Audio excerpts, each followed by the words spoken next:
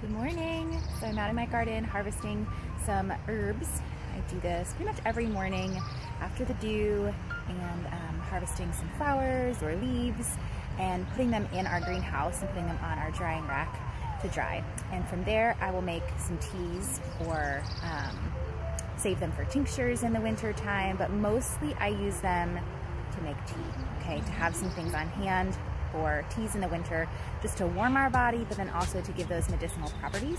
So if you're thinking of starting your own little herb garden, start with things that you know that you're going to use. Research maybe 5 plants that you would love to grow for teas and for specific properties. So let me show you what I started out with and what I've expanded to. So last year I started in this little garden down below by the greenhouse. I started with some chamomile just because I know that that is something that our family would utilize, and it's really good for calming the body when you have coughs, congestion, or even belly discomforts.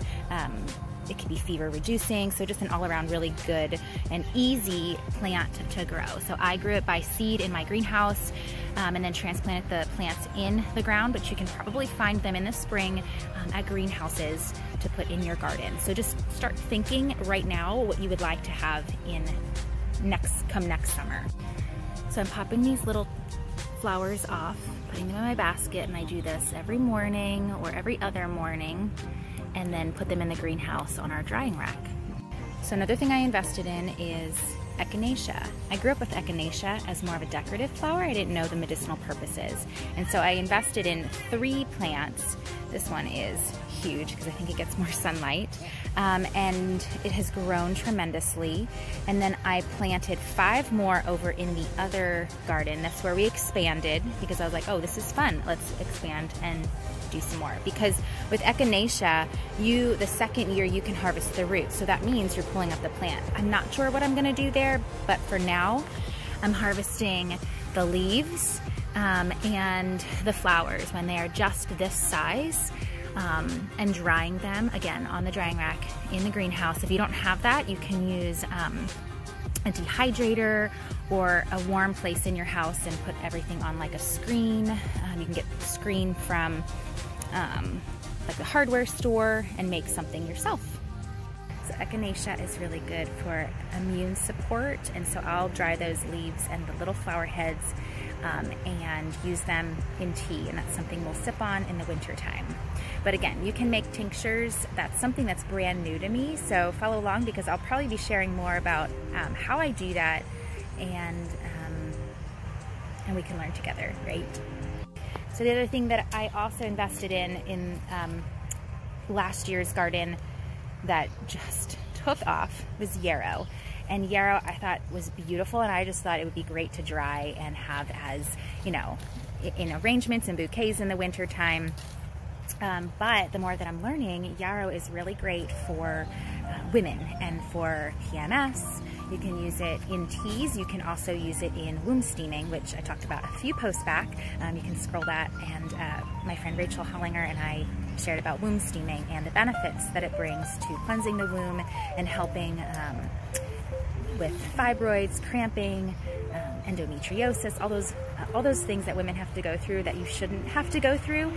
Womb steaming is something that you can utilize, and yarrow is one of those things that you can add to your womb steam. So let me turn this around and show you what our yarrow garden looks like, because we have 2 different varieties.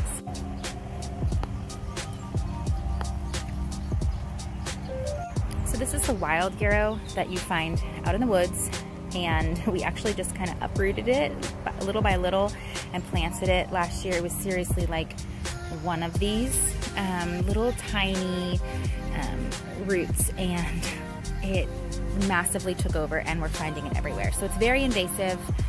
Just be mindful of that when you're planting. These things will come back, and they'll come back in abundance. And then this is your more traditional yellow yarrow that's really pretty in flower arrangements, but again, you can still make teas with these items. So these were just tiny little babies last year. So pace yourself and just know that things will grow and take over. I know we want instant gratification right away as gardeners and human beings, but just know that it takes time, and plan and prepare for what you want and what you're going to use.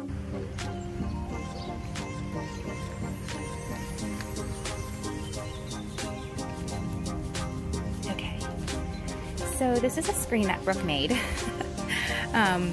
some wire mesh, and we actually use it to sift out soil too, but it is great so I can put all my mint. Now this is kind of leftover. I only leave it in the greenhouse for about a day until it's super dry, because you don't want it to be like dead.